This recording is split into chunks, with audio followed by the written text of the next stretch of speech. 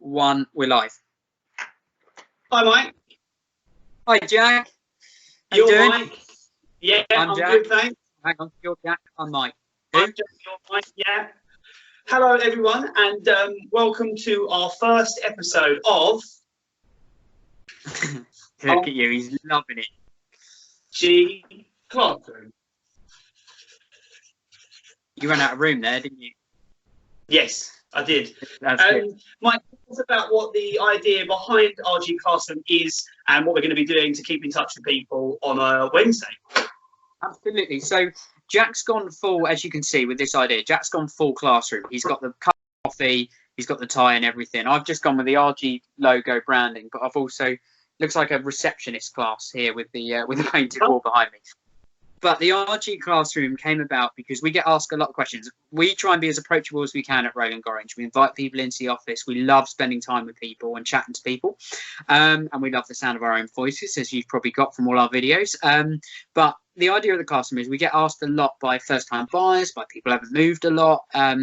Lots of questions about how the process works, from being a first-time buyer to the legal process to mortgages to all sorts of questions. And we don't feel we spend enough time with people during our long working week. So we thought during lockdown, we'd start the RG Classroom and we'll do different episodes. So episode 1 is about the first-time buyer process, which Jack's going to introduce now. So here we go with episode 1, I guess. Nice. So yes, the first time buyer process, and as Mike says, we'll do a different one of these every week. Please get involved and let us know your thoughts. And if you like it, or if you don't, please let us know whatever your thoughts are on the videos. So to start with the first time buyer market, then Mike and I have broken it down to 9 or 10 different sort of bite-sized chunks of how that process works. And I think it's helpful if you're, even if you sort of know a little bit about that whole process of buying, it might be worth just refreshing as well if you're thinking about selling once all this is over, because we think the market's going to go boom, which hopefully it will. It's just a bit of a refresher course really on how that process works and how to get you kind of in the best position and the way to do that, the process to do that. So point 1 is going to be something that Mike and I have titled money. So knowing your budget. Mike? Yeah, absolutely. So this is probably the most crucial part of the whole process. So point 1, knowing that budget. On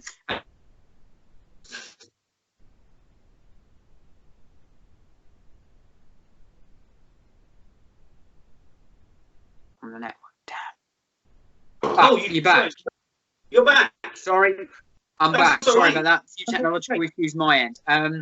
So yeah. Knowing your budget, really, really important. So this is the point that people actually skip over, and it is the most important section. Now, quick story about how we came up with knowing your budget being important. When I bought, my aspirations were around about £1 million when I was first time buyer. I was looking at houses, £1 million houses in London and all over. Turns out the realistic budget I thought was actually around 250,000. So I went and saw my mortgage consultant, who later became my wife, but that's a totally different story. And turns out my budget wasn't £1 million, wasn't 250,000. It was actually only 125,000. So I was looking way beyond my, my actual budget. So once I knew what my budget was, I was able to then narrow my search and be a bit more sensible. So definitely point 1. Moral of the story is go and see a qualified mortgage consultant. Would you agree, Jack? Yeah, definitely. I think so many people jump to the let's find a home stage first. You don't have that price tag to shop with. It's really important. And also, as you say, Mike, go and see someone that's really qualified. Estate agents can't do that. You need to know someone. You need to speak to someone who knows their stuff. And these guys are great. Mike's wife's excellent. I've got a couple of friends as well that are very, very good.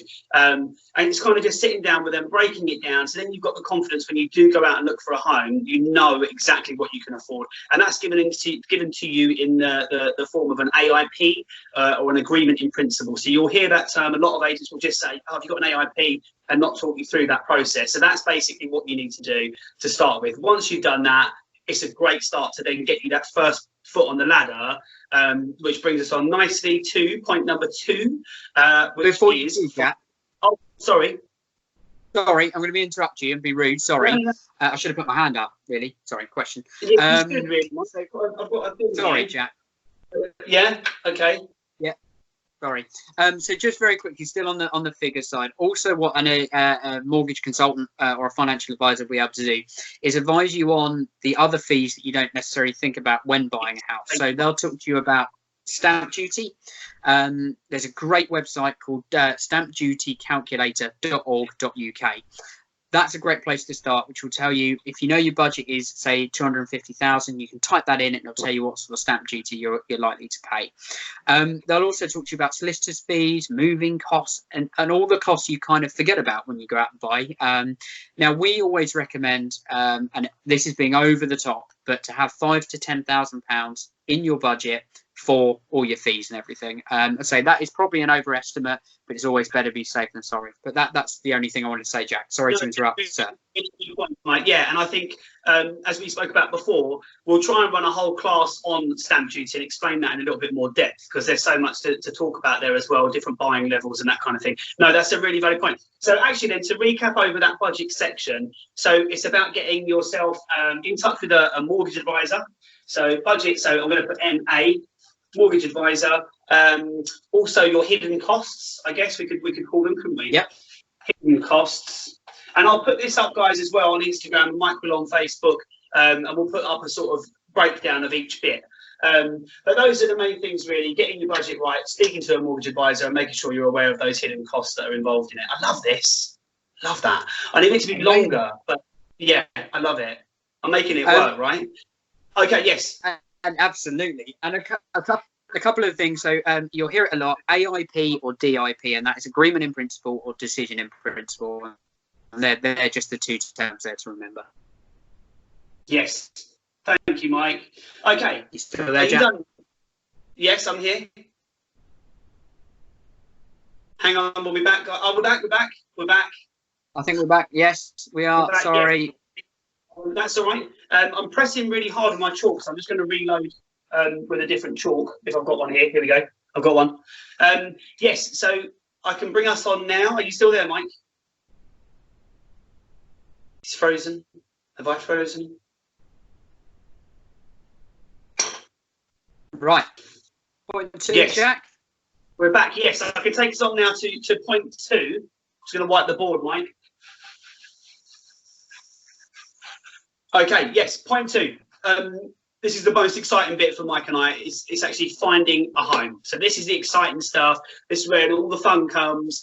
So actually getting out there, viewing some things. But to start with, before you actually go and view, it's about knowing where to start your search.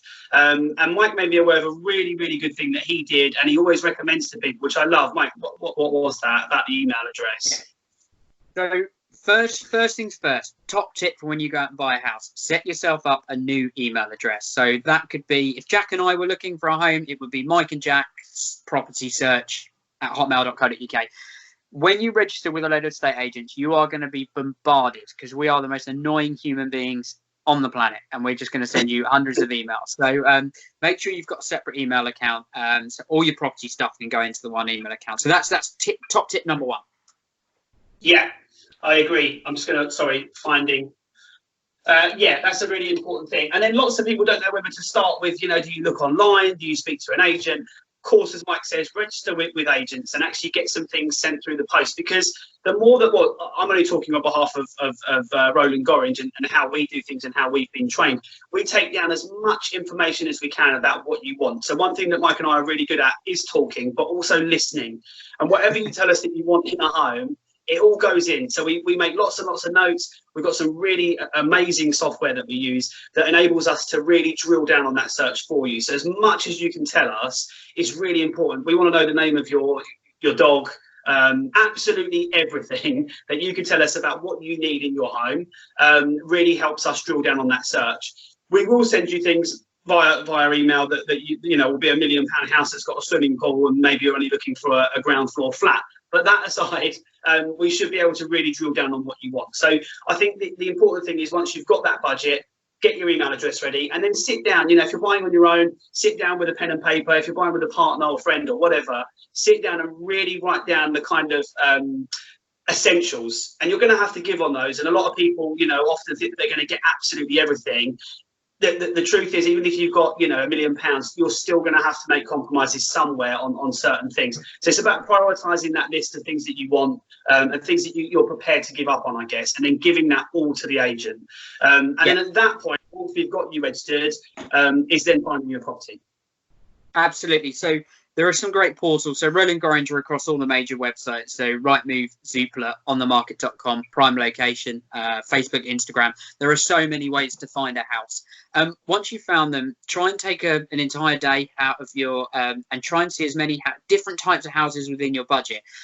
People never buy what they registered for. 9 times out of 10 in my career and in Jack's career, I know, is that all the people who only want a character property always buy modern, and anyone who only wants modern always buys a character house. So try and see different types of house, but also trust the agent. If you're speaking to me and Jack and we go, look, we've got this perfect house, you've got to come and see it, just trust us.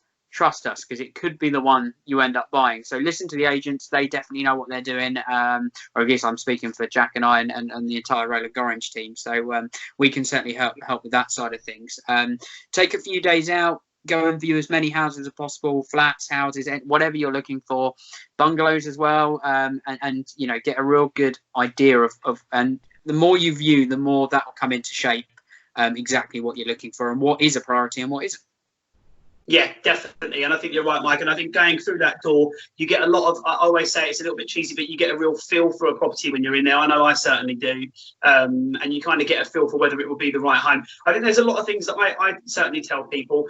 You know, when you watch these property programs and things, you know, there's constant sort of looking up in the ceilings and that kind of thing. Of course, knocking on the wall. Knocking on an external wall. We'll take that out. Great, the house will fall down.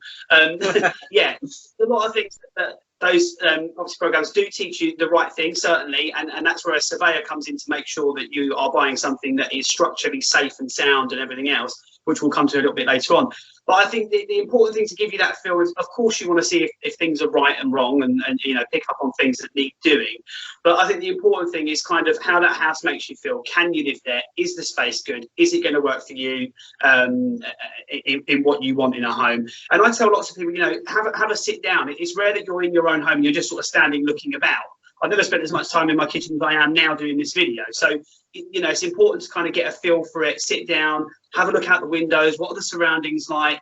I always tell people to go back as well of an evening, get a feel for the area at night time. I think that's really important because you never view a house in the dark. So it's nice to, you know, have a drive around, have a walk about the area, meet the neighbours. Those are the really important things, what makes home home. And I think we certainly always recommend people do. So Mike and I could go on about this part of it for a long time because this is what we do on a day-to-day basis, and we absolutely love and have a passion for. But I think that basically sums everything up there, Mike, doesn't it? 100%, yeah. So as I say, just going over those points, get yourself a new email address. If you're looking in that field, start at the bottom of the town, work your way up, register with every single agent, get yourself on all the major portals and set up the alerts for houses coming on. So Rightmove, as say, On the Market, Prime Location and Zoopla, we're on all of those. And get to know the agents. You know, come in and have a chat with me and Jack, have a coffee and get to know us a bit, and we can get to know you as well. Yeah, definitely. That sounds good. One thing I forgot to do last time was I've got my son's triangle here. This is taking us from chapter to chapter. So that rounds up ending. So we've now got 3 different points. Thank you, Mike. 3 different points. When Mike and I were writing down this process, Mike had a really good point. We're going to bulk this into one thing. And basically what they are is the next stage is the offer process. Then it's going to be securing the purchase or securing the transaction.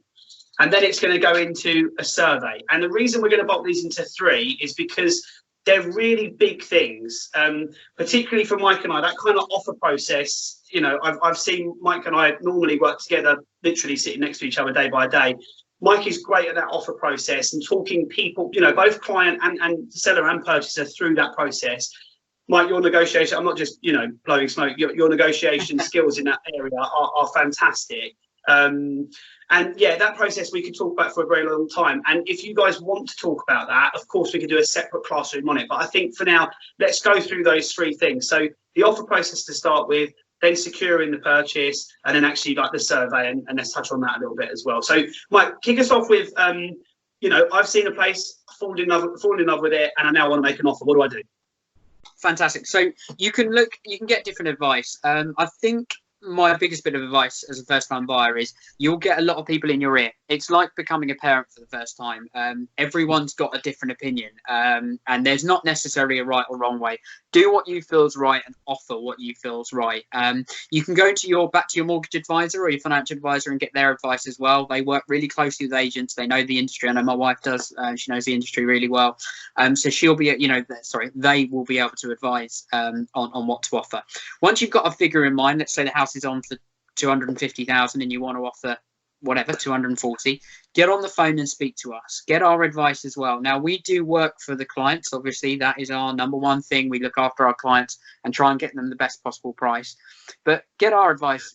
Some clients like the back and forward offers. Some just want spade is a spade. This is what I want, and this is what we go for. So have a conversation with us. Agents have a really bad rap because of the way a lot of agents work. I promise you, Mike, myself and Jack, we're not like that at Roland Gorringe, and none of the Roland Gorringe team are. We want to help people find, and we want to help people sell, and it's about having a conversation. So give us a call and we'll have a chat with it. So that my first one, pick up the phone, give us a call, and let's talk about it first. Once you put forward your offer, then we'll put it forward to the client, but we need to package that up in a certain way, and we need certain things from you. So Jack, if you could take us through, I've made my offer of 240,000. What do you need from me? Yeah, absolutely. So, and this is going to bring us on nicely to the next bit. So the first thing we need that, going back to that, I'll delete it now off the board, sorry. Going back to that agreement in principle. So we need some details that you can actually afford to do what you say you're going to do. And that will really give your offer some more, clout, really, when you put that forward to a seller. So it's having that agreement in principle, having the details of your mortgage advisor ready. The next thing that we'll need from you is some ID, and we'll walk you through that whole process, because there's a whole lot of sort of due diligence that we have to do as estate agents. Box ticking, I like to call it. Yeah.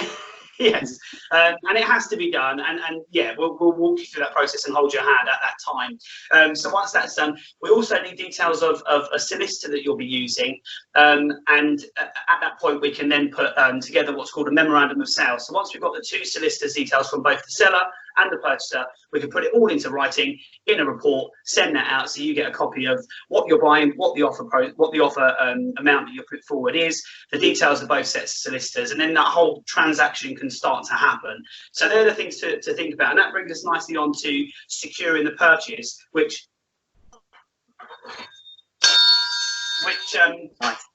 brings me on to a solicitor. So at that point, really, when you make your offer, it's good to kind of have a bit of an understanding to what solicitor you're going to use, what you're going to be paying as well, because your mortgage advisor will touch on that, as Mike said, about the fees that you'll incur there. So it's worth doing that kind of in and around this kind of process, really, when you're getting ready to really offer on something. Solicitors, Mike, again, once it gets to this process, you're great, and at Roland Gorringe, we all kind of get involved in this whole sales progression process. So this is the part where, again, it's worth talking to an agent about this. Ask for some recommendations about solicitors, because you really want to get someone that is good. It's about being careful with your money, of course it is, especially if it's a first-time buyer like we're doing in this classroom today. But it's not all about the price here. You want to get a quality estate agent that's actually going to do the job for you. Mike and I both work with lots and lots of solicitors on a daily basis. Some that we can recommend really, really highly, and others that are. Can I just jump in on that point? Sorry to interrupt. We at Roland Gorringe, just very quickly, we don't get paid to recommend any solicitors. We get bottles of wine at Christmas from most of them, but we don't get paid. We recommend on who we think is going to provide you with the best service, but also help us get the job done. I'm going to name drop very quickly. There's a few: Sarah Kelly at Morgan Kelly, the guys at Rix and Kay, the guys at Dawson Hart. Vanessa Richardson of Richardson Property Lawyers, who handled my own personal purchase, but also So Legal as well. They're 5 really top local solicitors who we definitely recommend. So sorry, back to you, Jack. Sorry. No, yeah, definitely. And I think that's the key thing. So again, same as Mike said, when you're looking for a property and you're registering your details, don't put all your all your hope into one solicitor. Get several quotes. It's really important at that time to get several quotes and kind of get a feel for how they get in contact with you, the speed that they get in touch with you, how quickly they deliver that quote. They're all kind of that's going to give evidence as to how quickly they are on it basically, and are going to be handling the transactions for you. Recommendations are everything with that, guys. I can't stress that enough. So, and that whole solicitor process is really, those guys are qualified. They are legally qualified to handle the sale of a property. So really, with that stage, do have faith that we will also get involved, because obviously, if you're a first-time buyer, you want to be able to lean on your agent during that process. And I think that's a really important thing. And I'm going to come to that in a couple of points in a moment when we get to that part of the classroom. But yeah. Recommendations are everything with the solicitors, and do have faith in the agent when they tell you, because they do work with them every day and they know it's going to get the job done in a really, really good way. And sometimes, not always, but sometimes, cheaper is not always better. It's really about the service they provide at that time. That then brings us on nicely to the final point, I think. Mike, are you happy with the solicitors bit there? Yes, again, I'm happy. Classroom, yeah, we can do another classroom. And Mike and I were actually hoping to have an online chat with a solicitor. So Mike and I interviewing a solicitor basically to give some more advice and to really bulk that part of it up. But we'll come to that hopefully in the near future. So the next point of call, really at that point, once that's all gone out in writing, is to get a survey carried out. So you need to appoint a surveyor, really. And where you're buying with your mortgage, and again, your mortgage advisor will help on this, you'll have two different things. So you'll have a mortgage valuation, which that will be sorted by the lender. So you'll have a survey carried out by them. But what you really want to do is you really want to get a thorough, in-depth survey. There's several different surveys that you can have, and again, we can do a separate classroom for this, because it's a really big kind of topic. But yeah, a really important part is to have a survey. So again, Mike, I think you'll agree, is to take the agent's recommendation on that, or even a family member or a friend that's bought before and they've had a survey carried out. I think that's an important thing to mention. Oh, absolutely. Yeah, like the solicitors, cheaper is not often better.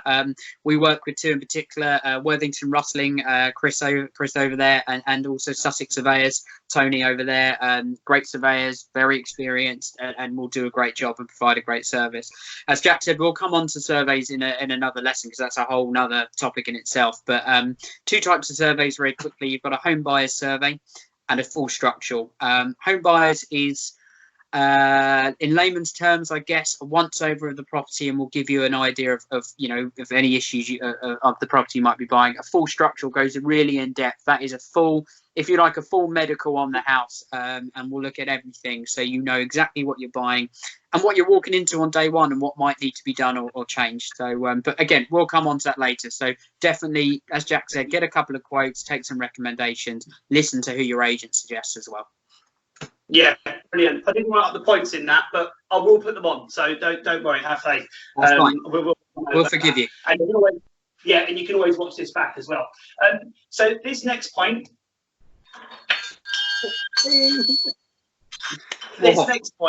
That was high pitch, that one. This is the most important thing for me, I think, personally, and I think it will be for Mike. This is the most important part of this whole classroom. So I've called this one expectations and patience. This is a key thing for me, because so many people mention about how stressful that house buying process is. You'll never meet someone that says, I bought a house, it was amazing. Ever. And that comes into so many different things. It could be the agent wasn't doing the right thing at the time, the solicitor wasn't doing the right thing, the seller wasn't doing the right thing, or the buyer, or whatever. Ultimately, if your expectations firstly, expectations, if Mike and I as agents try to manage people's expectations, typically you could say that a sale's going to take 10, 12 weeks, whatever, 3 months. That's the thing you read online, and agents say. It takes as long as it takes, basically. It depends on a lot of things. How long is the chain? the complications of that sale? Are there any, you know, any things that come up on the survey? There's so many different things that can go wrong, so many things that go right. But it's basically about having patience during this time and kind of sitting back. And I think for buyers, you get so caught up in this process of keeping in touch with the agent, keeping in touch with the solicitor. Of course, you want to keep a handle on that. But particularly for us at RG, we really do that for you. So Mike is sort of the head of sales progression, certainly in our office, and does the bulk of it. And we all chip in as we're all experienced in that. So yeah, this is what people do to Mike. Yeah, I mean, I get annoyed all the time, but yeah. So I think that process, really lean on your agent during that time, because again, that's when an agent really comes into their own. The finding your home for you, that's all the dreamy stuff. You know, you've got to get an agent that's going to actually hold your hand through that whole process, and I can't bang on about that enough. It's so important that you get someone that is, you know, you can. There's 1,000,001 examples that you can give about how on a daily basis you guide people through that. Yeah, I mean, I think the one thing I would say is don't be afraid to pick up the phone, drop us an email, or whoever you're buying through, and ask questions. Keep asking, keep the communication lines open. There's no such thing as a stupid question at all. So when you're going through the process, if you're worried about anything, we help people with their paperwork. We've got clients who we go and see in their home, or they come into the office and we'll go through their paperwork with them. We'll go through the legal process, the inquiries, the searches, the lot. We will help you as much. If you pull out and don't happen, we don't get paid. So it is in our best interest to do this financially, but also we enjoy helping people. So definitely come and see us. With the patient side of things, which Jack's just written on the board there, be patient with the process. Unfortunately, a lot of TV shows, they'll show two people in a pub, they make an offer, the offer gets accepted, and then the next cut scene, it goes, 3 weeks later, they were in their new home and they are really happy.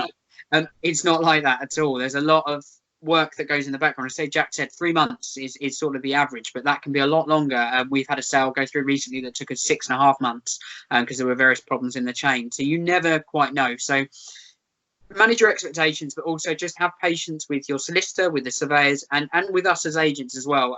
We are here to help, and I can't stress that enough.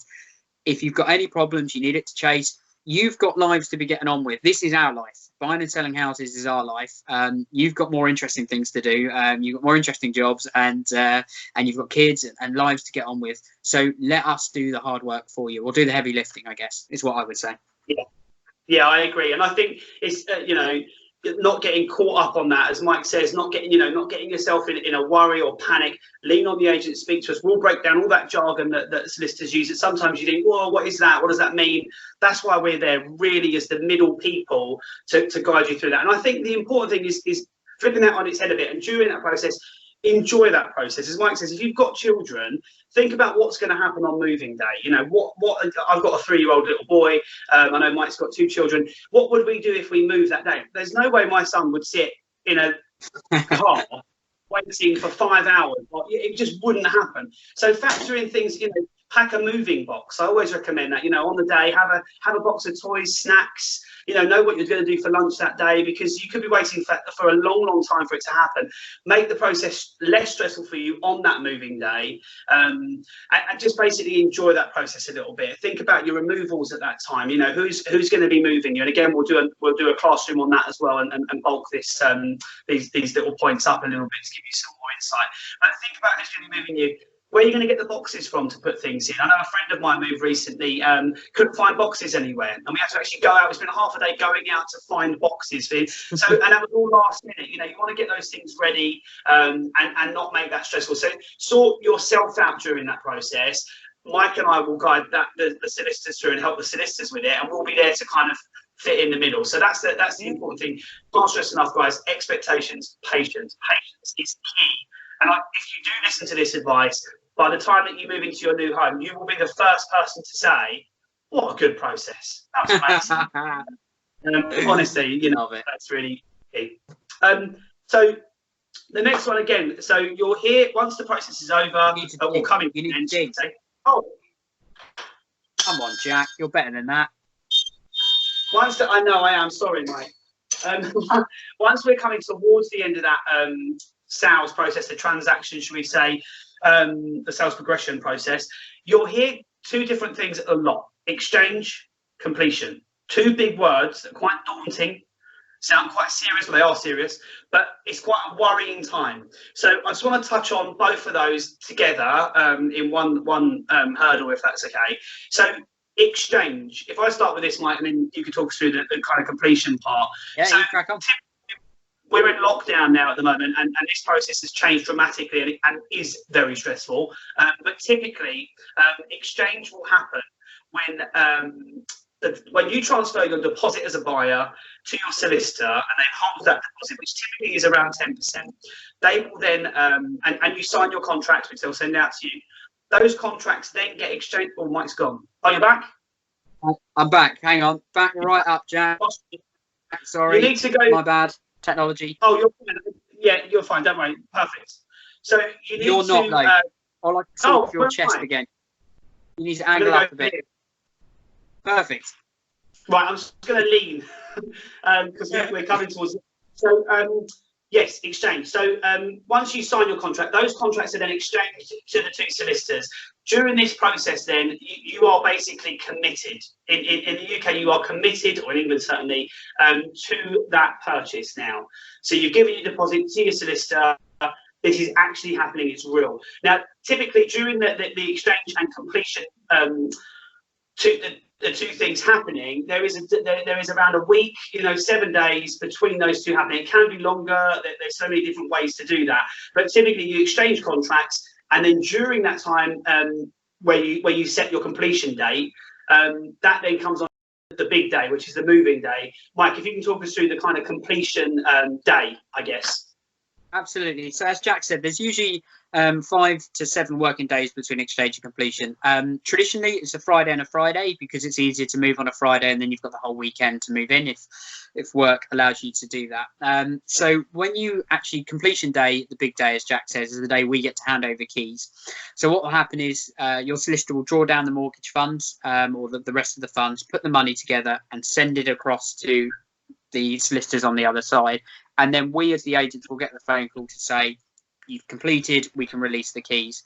We then get to phone you guys and say come and get your keys. You bring in loads of bottles of wine for us, no pressure, red for me, red for Jack as well, I think it is, and we get to hand you over the keys, and then quite simply, the house is yours. A lot of people get confused between exchange and completion, thinking the words are interchangeable. They're not. So your exchange, which is probably the most important day, more than completion in a funny way, is the commitment. You exchange contracts, you then own that house, and you are committed. And then we move on to completion a week later. You guys in that week will be packing and going nuts. Jack and I will be drunk most of that week, celebrating on your behalf, but then we get to hand over the keys, and that's your completion. As I say, there's no right or wrong, there's no fixed method. It could be 6 weeks, 12 weeks, 14 weeks, 16 weeks. There's no way of really telling, but that gives you a really good idea of how the completion on the day as well is usually by mid-morning, but if there's a really long chain, that can go on into the afternoon, but again, patience is key on that day. Even though it's a really exciting day and we get it, patience is definitely a key. But that's the completion and exchange process. Yeah, that really then, guys, is the